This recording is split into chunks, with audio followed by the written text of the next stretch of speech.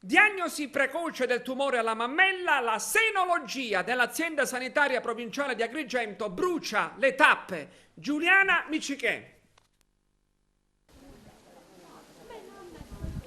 A poche settimane dall'attivazione di nuove strumentazioni in grado di eseguire esami di agobiopsia stereotastica, cioè indagini estremamente precoci che permettono di effettuare prelievi di tessuto in caso di sospetta neoplasia mammaria, continua la sperimentazione di nuove metodiche d'avanguardia presso l'azienda sanitaria provinciale di Agrigento. Recentemente, presso il reparto di senologia dell'unità di radiodiagnostica dell'ospedale San Giovanni di Dio di Agrigento, il personale specializzato dell'azienda ha avuto l'opportunità di utilizzare tecniche e strumenti della cosiddetta VAB, acronimo dall'inglese Vacuum Assisted Breast Biopsy, che tradotto è la biopsia al seno assistita dal vuoto.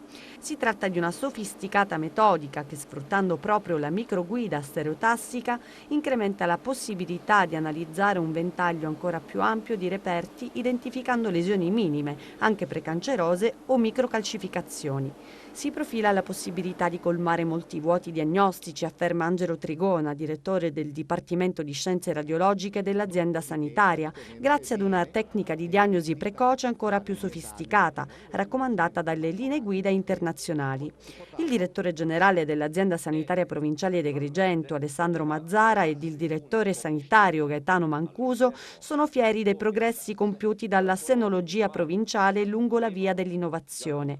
Gli investimenti compiuti, sottolineano, collocano la provincia di Agrigento fra le poche realtà regionali in grado di disporre di un percorso diagnostico terapeutico così avanzato.